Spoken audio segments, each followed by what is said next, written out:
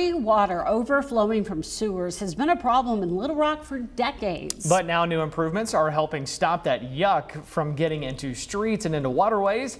In today's Morning Original, Journey Taylor shows us how this happened and why it is so important.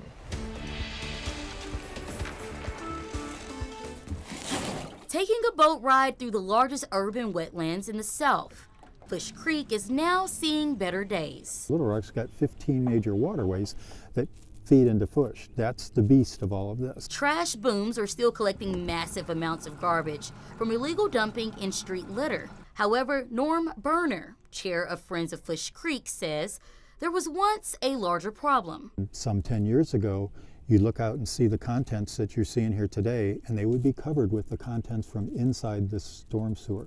So you'd have the liquid contents as well as the toilet paper was caught here. What you no longer think about after it goes down the drain will become forefront and priority for many environmental organizations like the Little Rock Water Reclamation Authority. It all started with an agreement with the Sierra Club decades ago to reduce sewers overflowing by 2023. So in the early mid-2000s, when the utility knew that it had this massive undertaking of addressing the sanitary sewer overflows, basically implemented Project Renew. That was the utility's approach to tackle all the work that needed to be done. The Reclamation Authority has spent $500 million to improve infrastructure, specifically improving more than 300 sanitary sewer overflow locations across the city, fixing things like leaks, buildups, and collapsed pipes.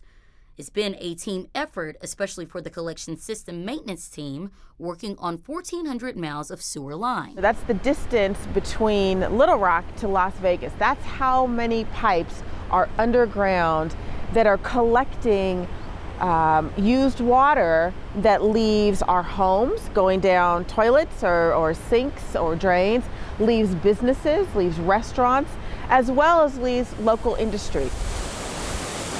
Those pipes lead to one of 3 water reclamation facilities, like this one in Adamsfield, where they are able to treat up to 94 million gallons of water every day and release back to the Arkansas River.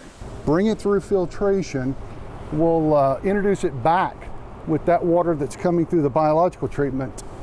We'll disinfect and discharge, and as you saw earlier, I mean, we're making ultra clear water. Making the environment safer not only for people, but also our local plants and animals. You know, we are, I think, one of those unsung heroes, and people don't think about the sewer utility. But without us and the work that we are doing, we would literally have sewer running through the streets. The nastiness that's been involved with, sanitary sewers is no longer a problem here. So we're very grateful for that.